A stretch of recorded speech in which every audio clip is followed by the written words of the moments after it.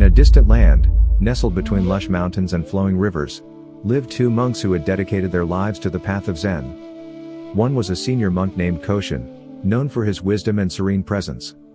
The other was a young and earnest junior monk named Jiro, who admired his senior's depth of understanding. One day, Koshin and Jiro were on a journey to a distant monastery, walking along a winding path that led them through picturesque landscapes and across a tranquil river. As they approached the riverbank, the soothing sound of flowing water welcomed them. Upon reaching the river, they noticed a young woman standing by the water's edge. She wore a simple, tattered dress and had a look of anxiety on her face. The current of the river was strong that day, and she seemed unsure about how to cross. Koshin and Jiro watched her for a moment, observing her struggle. Without hesitation, Koshin approached the woman and greeted her with a warm smile. "Is there something troubling you, my dear?" he asked in a gentle voice. Tears welled up in the woman's eyes as she explained her predicament. She needed to reach the other side of the river to tend to her sick mother, who lived alone in a cottage on the hill. The current was too treacherous for her to cross alone, and she feared for her mother's well-being. Koshin looked at the woman with compassion and offered his assistance. "I will help you cross the river safely," he said kindly.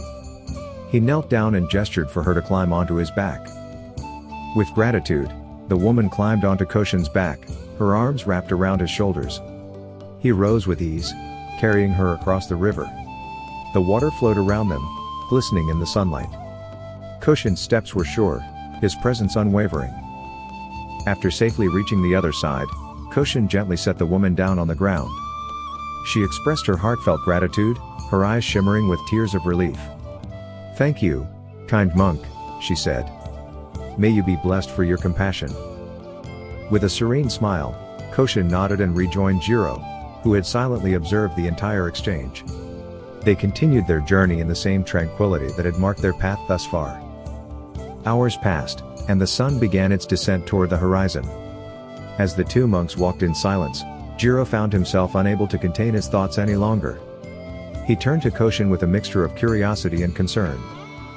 "Senior monk," Jiro began hesitantly, "I couldn't help but notice what you did back at the river, carrying the woman across despite our vows. How could you?" Koshin turned his gentle gaze toward Jiro and smiled warmly. "Ah, my dear Jiro," he replied, "I put the woman down hours ago by the riverbank.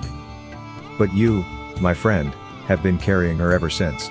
Jiro furrowed his brow, puzzled by Koshin's words. "Carrying her? But she's not here," he protested.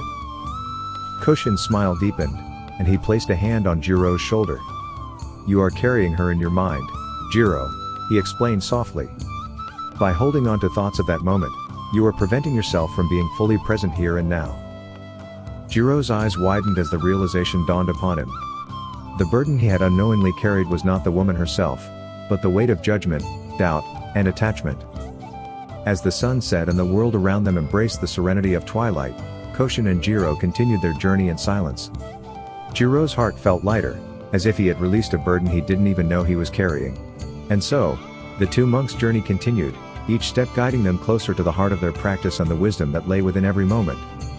The tale of Koshin and Jiro serves as a reminder that sometimes, the heaviest burdens we carry are the ones we create within ourselves.